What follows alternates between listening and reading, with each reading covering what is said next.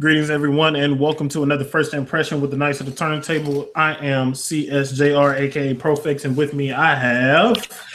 It's your boy Blue. let the man get that out of the system. It hasn't been like a whole month since we had him on an episode, so he earned it. But today we're going to be talking about Add-2 of Jamla Records and his basically mainstream debut project, Pray for the Poor, P-R-E-Y for the Poor. If you're not familiar with Add-2, his name is Andre Daniels. He is from Chicago, and y'all know how I feel about Chicago artists. I'm going to go ahead and spoiler alert you right now. This is just another dope artist coming out of Chicago. The sound is very different, but he's definitely pretty dope. I started listening to him a couple years ago before Jamla. I don't think he was affiliated with Jamla when I first found out about him. It was completely random that I started listening. But did you have any experience with him before, Louis? I did not. I actually looked up Wikipedia just to get some information on him, and I saw that he was a Chicago artist. So I was like, okay, cool. Let's take a listen. So as soon as you said, "Oh, we're gonna review or do a first impression," I said, "Cool, sign me up." So. Word up. So let's go ahead and jump right into the project. I'll start it off. First off, the opening track, the title track, Pray for the Poor. The last few projects that we've reviewed have kind of had fairly weak openings. This one starts off with a little bit of a narrative, and it goes into this really dope beat. I feel like this is a very, very good open for this project. How did you feel about it? Oh, I love the opening. I love the intro. Like, I was expecting it to be kind of short, but then once the beat kicked in, Knots did a great job producing that beat essentially. Word. It definitely Knots for sure. You got, as far as production, it's kind of like the Jamla usual crew. You've got Crisis, you've got Ninth, you've got Knots. I think there's a couple other people on there, but with that collective, you have kind of a consistent sound throughout the project. Yes, you do. Now, the second song features Rhapsody. The second song is called Stop, Play, Rewind, which is a decent song to me. I think Rhapsody stole the show a bit. Rhapsody had a project that came out this year, Beauty and the Beast. And one of the issues I had with her project was, even though I enjoyed it ultimately, and I still will recommend it, the beats were kind of stale overall. It wasn't very exciting. There wasn't very high or low points. It was just kind of even keeled throughout the project. But this particular song, do you know who produced this one? Stop Playing Crisis? Crisis, yeah, okay, gotcha. Crisis. Stop Playing Rewind is cool. It lets them ride, kind of let them shine as lyricists. And they definitely did so. I actually didn't, like when I listened to Add-2, I knew, what he would bring to the table content-wise, but he actually surprised me on the technical side of rapping. He actually did a really, really good job on this project and on this song. How did you feel about that song? With Stop, Play, Rewind, and honestly, it's actually one of my standouts of the album. I love the beat, love the the verses, and you kind of hit it. There wasn't really, it was kind of a consistent sound throughout the album. Crisis did a great job with the beat. I love the beat. So, I got nothing but good things to say about Stop, Play, Rewind. Word. Now, who produced BRB, the next song? Crisis. Crisis produced 3, 4, and 5. So I brought up the beat thing with Rhapsody because BRB, I feel, is a high point production-wise. Absolutely. I think that is the best instrumental on the project. Ultimately, it's my favorite song on the project anyway. Just because, and I think it's because of the production, with everything so consistent throughout, where the sound is even, his lyricism's fairly even as well. Like, he doesn't have any bad performances, but he doesn't have any outstanding performances. Yeah.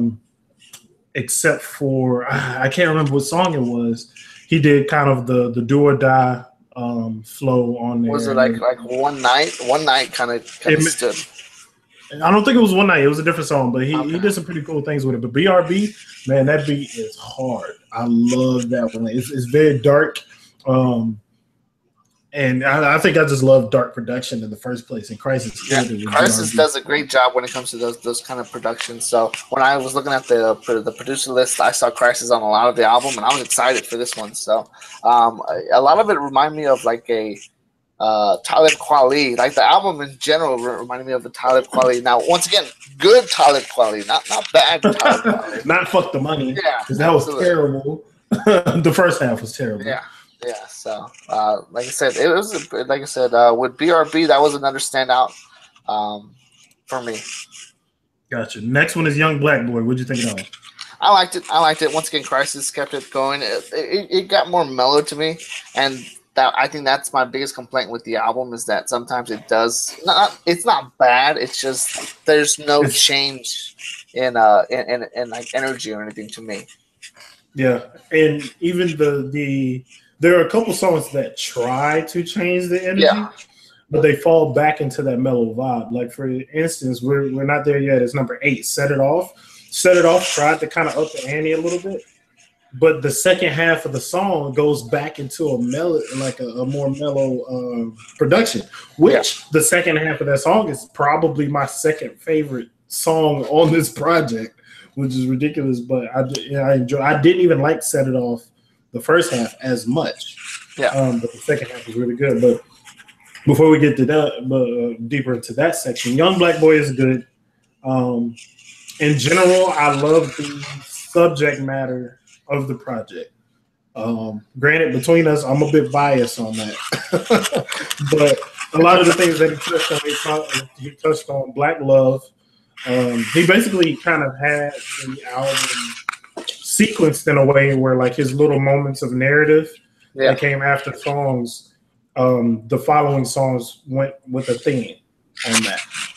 So yeah, Black love and stuff. He touched on a lot of the things that are going on, a lot of the violence right now, which of course with an artist coming from Chicago, you would expect that. You know what I'm saying? So yeah, definitely appreciate him touching on it. While I may not agree entirely with some of the things he focused on, the fact that he's talking about it, he's using his creative space to talk about it is a good thing. Say Goodbye. I actually don't remember that one. That one wasn't super memorable for me. That one was more. It just followed the memorable. The mellow kind of vibe essentially. So that one, like I said, isn't bad. It just doesn't stand out really. Right. Now the next song I do think stood out. Kool-Aid. Kool-Aid is Kool-Aid. Dope. Yes, it is. Kool-Aid is very, very dope. It's very 90s to me. I got a 90s vibe out of it. I feel like that's what they were going for. I really loved it. Go ahead. I was going to say Ninth Wonder. That was like the big change. Like the last couple of tracks with Crisis, Ninth Wonder did switch it up a bit. And, you know, it was dope to me the way that the chorus was.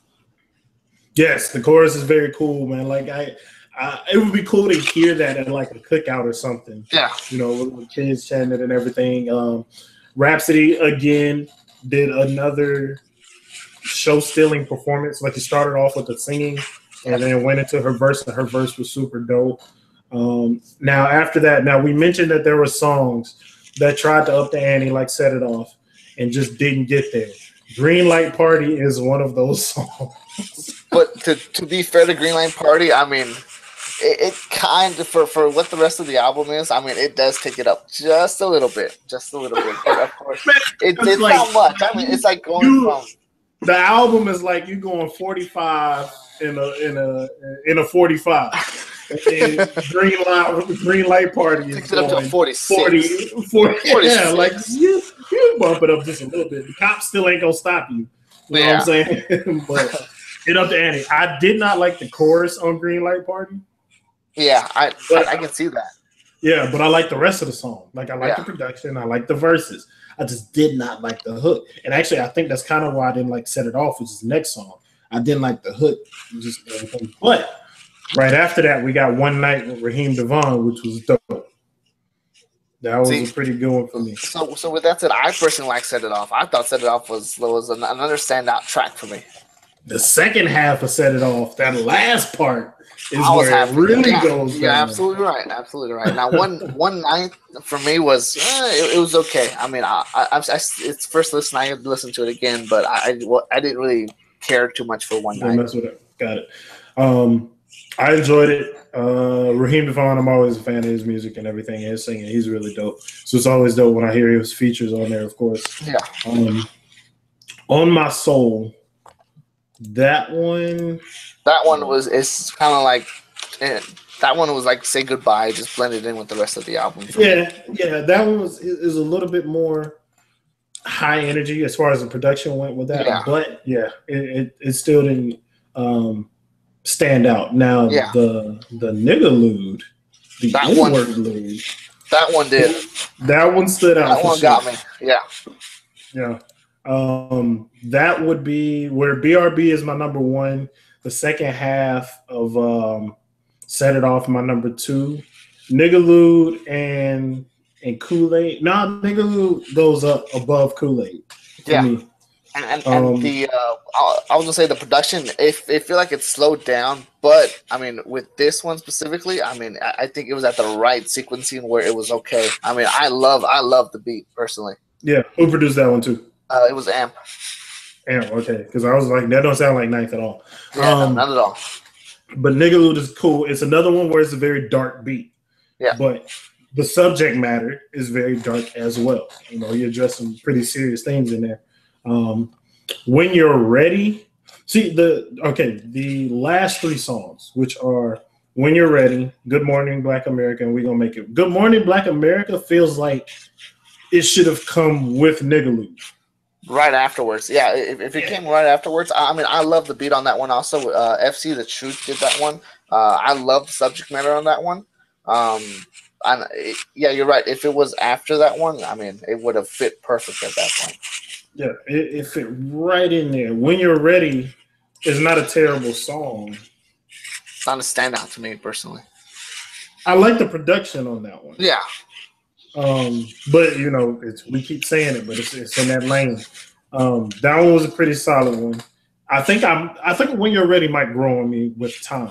I think the sequencing is what messed it up. To go from Niggalude to When You're Ready to Good Morning Black America kind of throws it off. Yeah.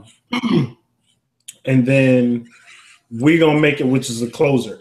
I really, really enjoyed that as a closer. Yeah, very good. Well, we go back to the Crisis production. Yeah.